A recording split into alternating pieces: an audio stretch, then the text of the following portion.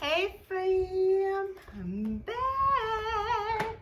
Okay, so just to recap the last video, we talked about water, your 90-day supply of medicine, and setting up some type of way for you to go to the restroom, you know, in case you did not have water, because that was the perspective, the main perspective that I was coming from on part one of emergency preparedness. So now we're going to go into part two, and I actually am flipping the process. This is a mental note for myself. I don't have to share it with you, but I'll go ahead since I'm already talking about it. But I'm going to go into storage prior to going into actually purchasing the foods or anything that you may need. And just so you guys know, if you see the little boo-boos on my arm, it is a case of poison ivy that is coming down between heat bumps, hot flashes, and poison ivy. It has been a doozy of a time, and I do mean doozy. But let's digress. So as far as the perspective from storage, there are multiple ways that you can go about having storage in your house. So the first thing, there are three questions that I jotted down that you should think about.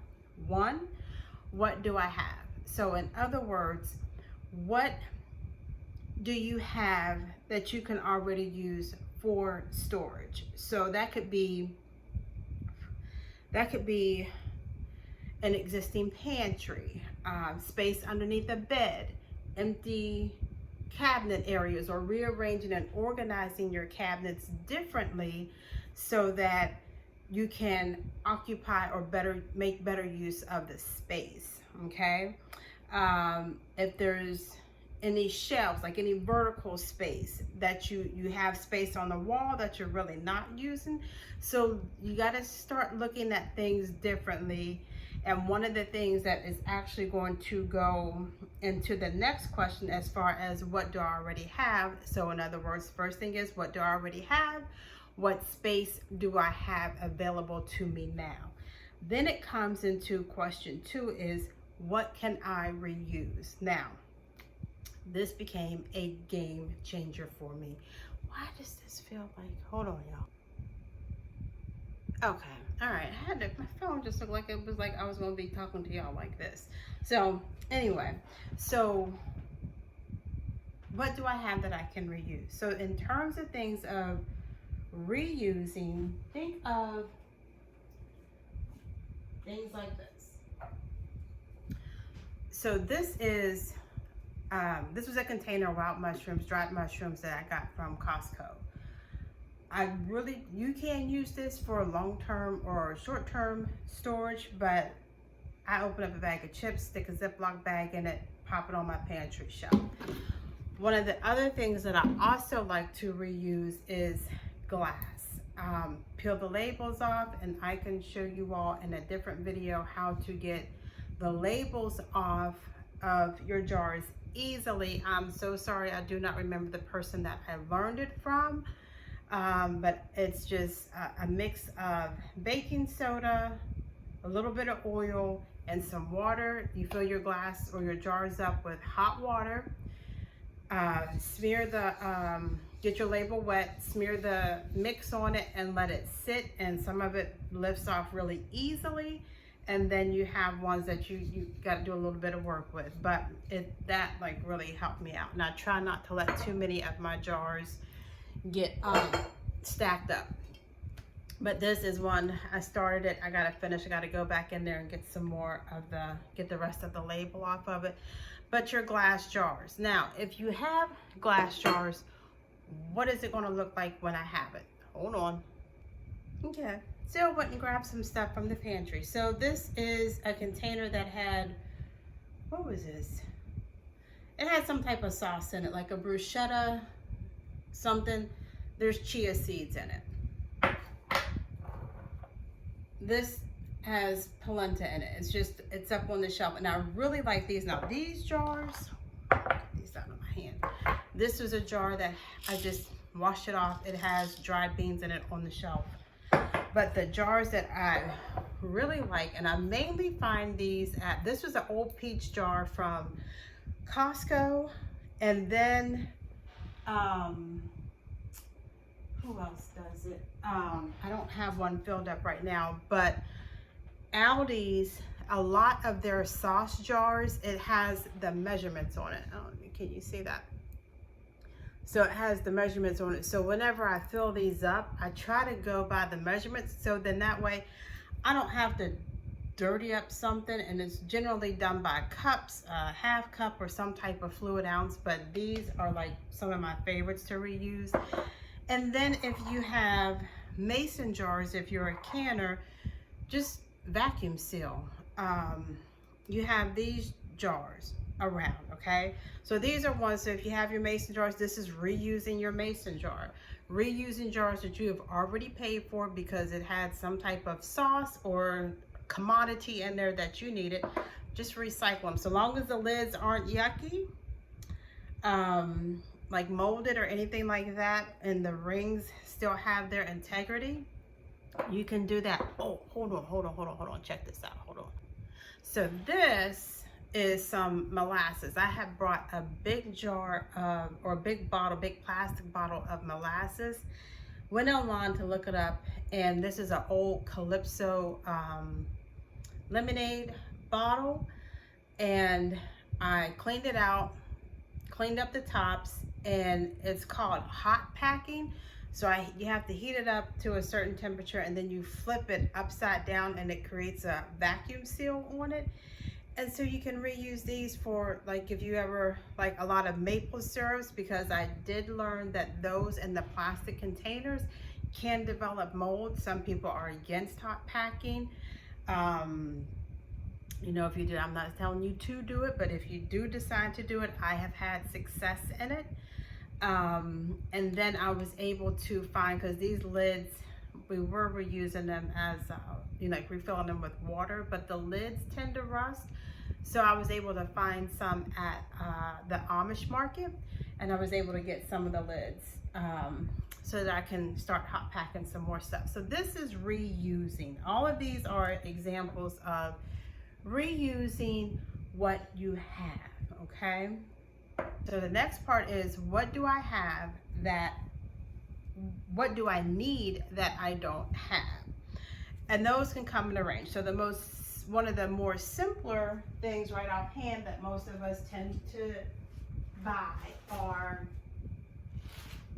little containers for our pantries. Of course, this is for your pasta.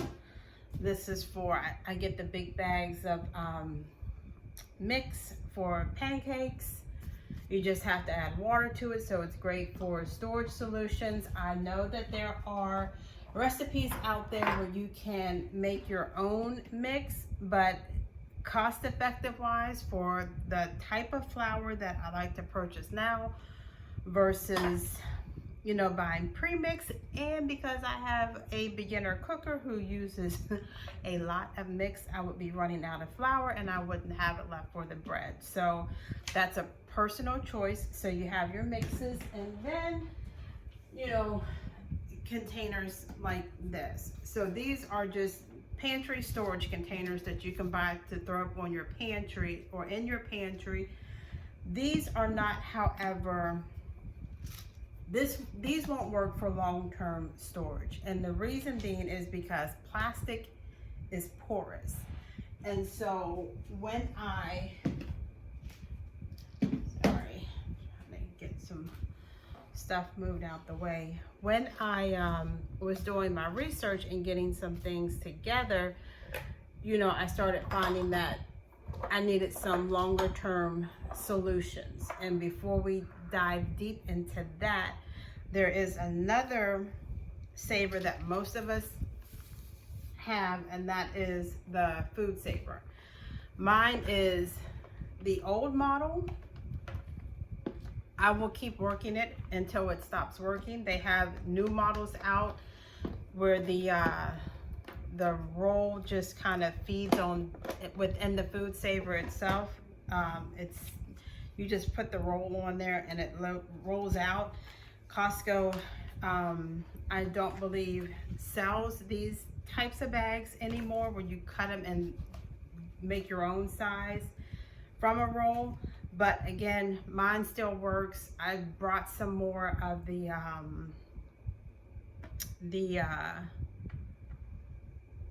some extra rolls to have because I knew that they were running out, and until my food saver does not work anymore, that's when I will replace it. So you have, and this is for like, when you're putting things in the freezer, you want to store some extra meats and stuff in your freezer, even if you're like, we'll go to that in a later video. But so this is for like meat storage, or if you want to put fruits in here. Once you process them, you froze them, you can dump them in here. You can vacuum seal them, and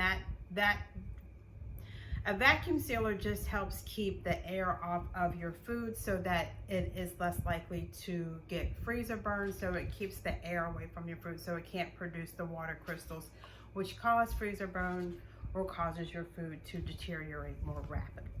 Okay, then from there, and this is where we get down to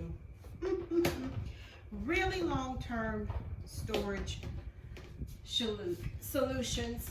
I'm sorry to be talking off camera, but I have stuff kind of scattered about. Buckets, but 5-gallon buckets, 2.5-gallon buckets.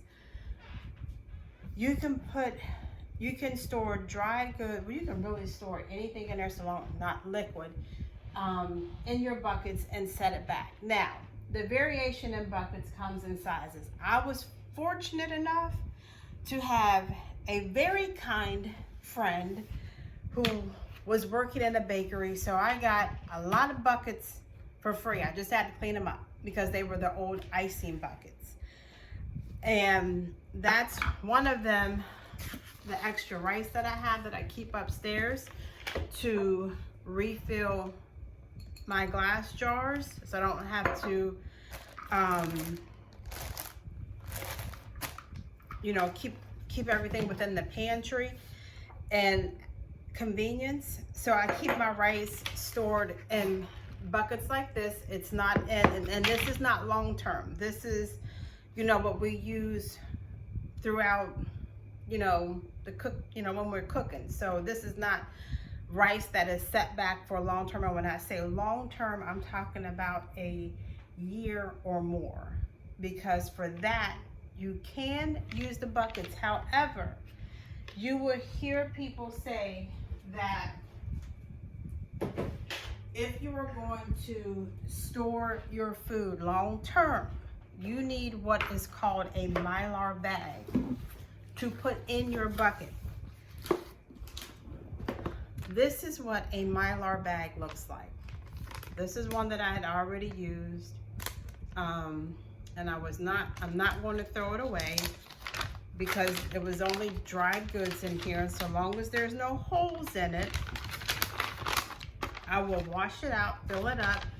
But because you have to put an oxygen absorber in here, I'll just cut this off and then heat seal it beneath the snap part from the original bag. But brand new, and they come in multiple sizes. They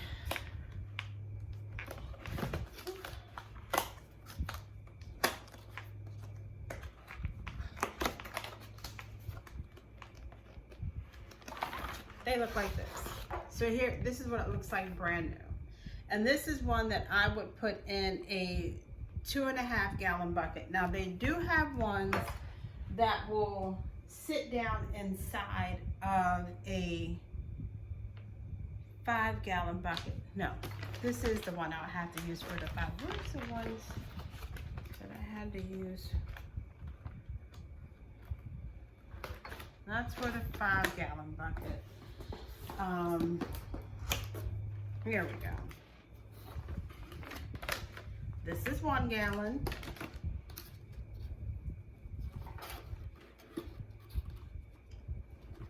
And this is the one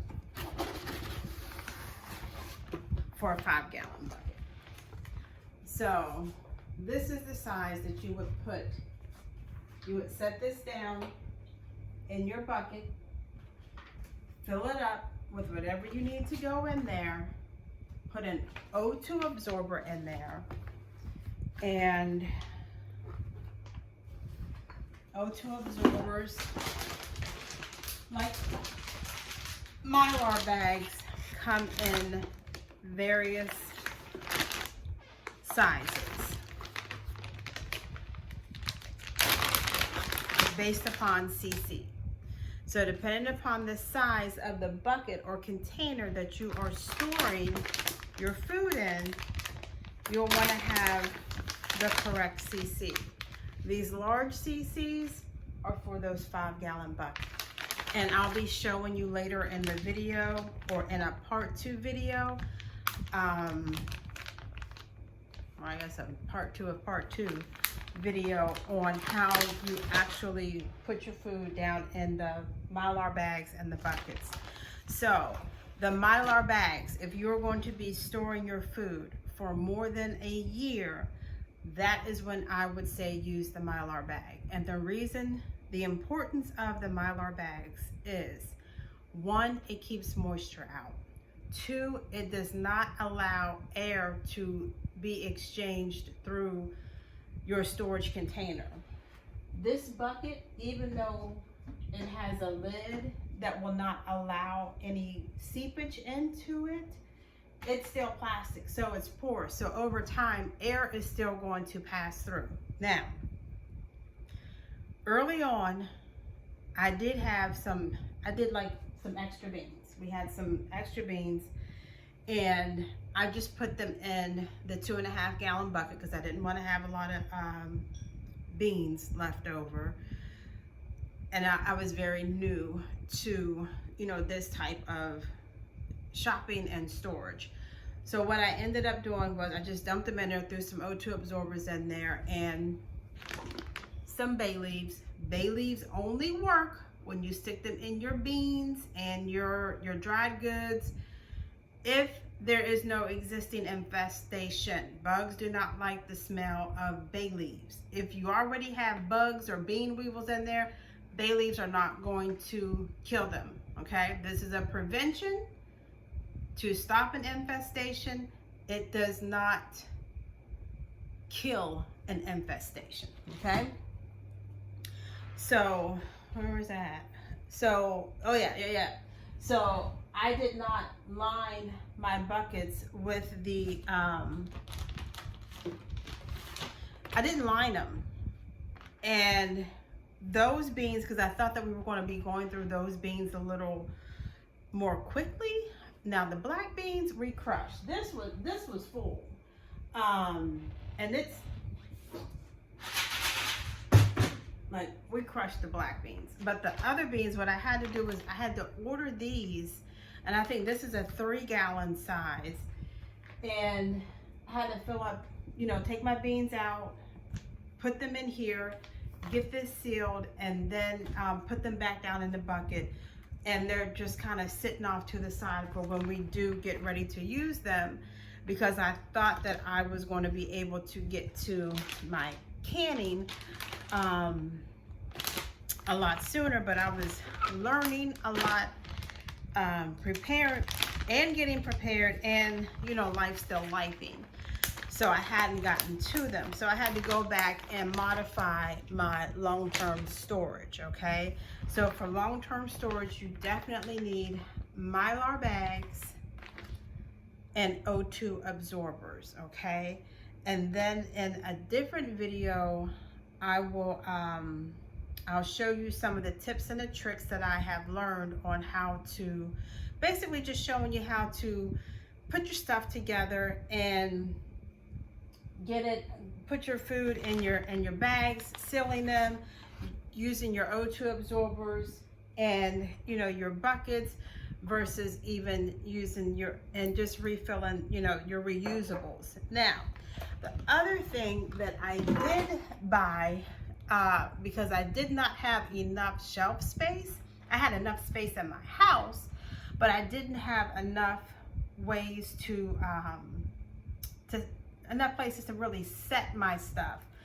like the extra water and, you know, some of the buckets, because you really don't, especially if you are storing items on a basement floor, an unfinished floor. Cement is what we're talking about, because moisture passes through that type of flooring. Cement is porous, right? So you don't want your buckets or your water sitting on the floor, so you need to create a barrier. Even just a rug being on the floor, that's not enough of a barrier. You really want it up off of the floor. So I had to purchase some shelving. So think about if you do need to purchase some shelving. I do need one extra shelf, and that's all I need, because I have enough space and little nooks and furniture in my house, as far as old dressers or, you know, storage under the beds, that I can, you know, slide some stuff if need be. And the reason I'm getting the shelf again is because it is downstairs in the basement, and I can't have my water sitting on the floor. And the other thing with the buckets now, when you buy these buckets, I brought mine. Let's see, who else sells them? I've seen them at Home Depot. I've seen them at Aldi's. I've seen them at Walmart and Lowe's. And then, you know, you can buy them from companies like As Your Standard, or you can purchase them at Amazon. I caught mine at Walmart. I didn't even know that I needed buckets. Actually, one of my aunties, she said, do you have food grade buckets?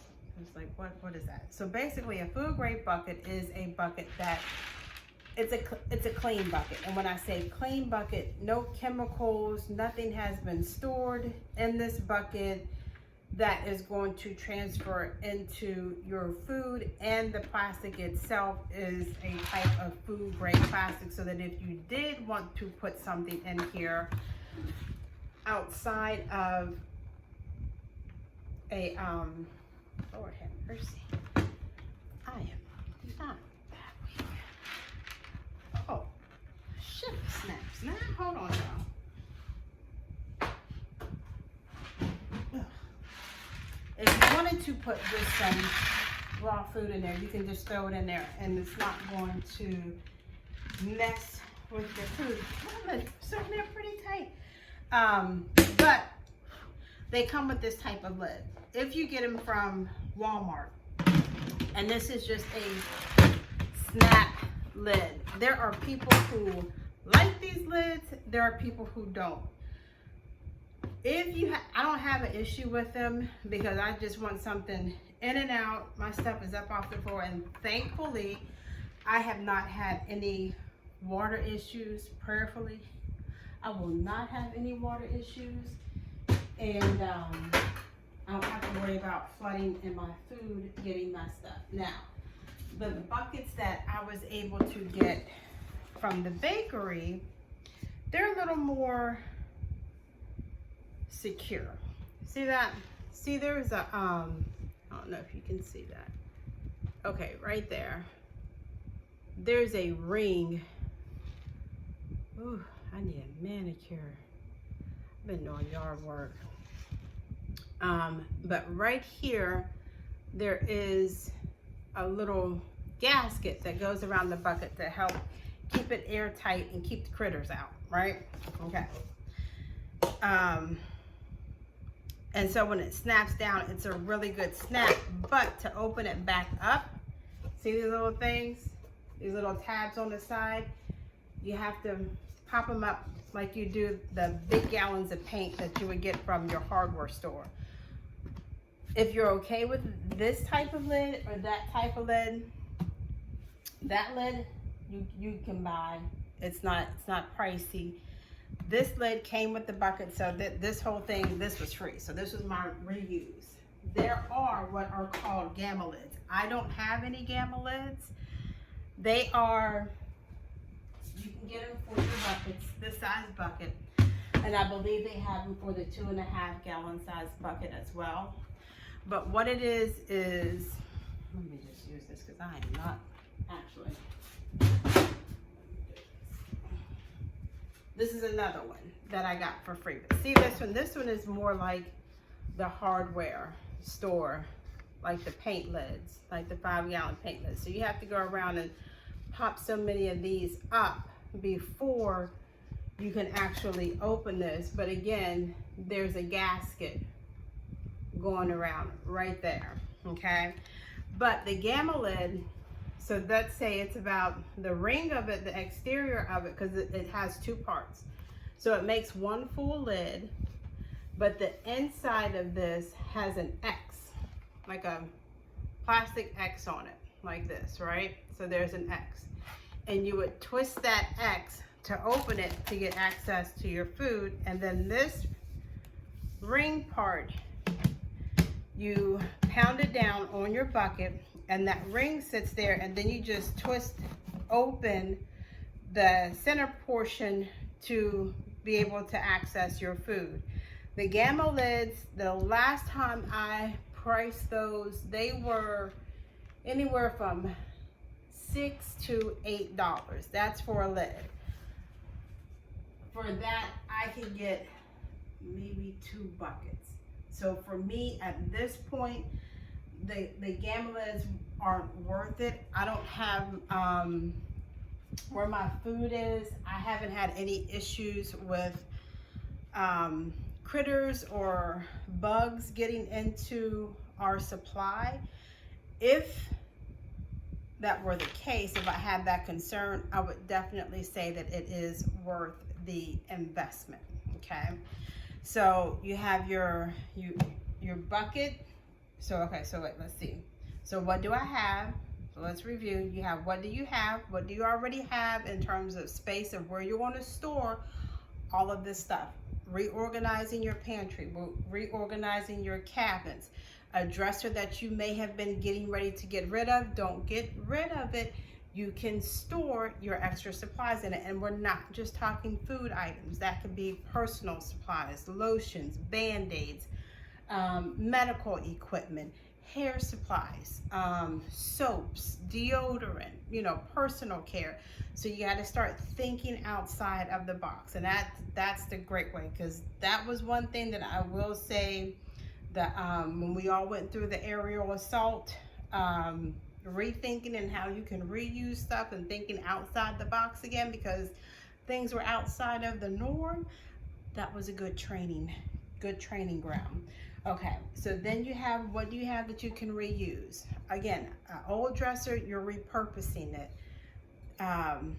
Glass jars, don't toss them out. You can repurpose them for storage. What do you need to buy? You may have to buy vertical shelving to give yourself more space. You may have to buy some buckets, some Mylar bags for long-term storage use, which, while I'm thinking about it, and I forgot to mention, the Mylar bags, the difference between, I've not had any issues with off-brand Mylar bags. There are some people swear by Wallaby. There are some other companies out there. It's the mill. And Mylar bags come in, I've seen them in 5 mil and 3 mil. And the only thing it is the thickness of the bag. I have not had any issues with the brand that I use, and this is who the ones that I have purchased, I've not had any issues with them. And then they come with the bag and the oxygen absorbers with it. These are the, I think these are the 5 mil bags. The 2 mil bags, I'm sorry, the 3 mil bags, they're a little thinner. And whenever you see the videos, those are the ones that they look more like the, you know, the emergency blankets, the foil looking blankets. They kind of remind you more of that type of meal, but probably just a little bit thicker.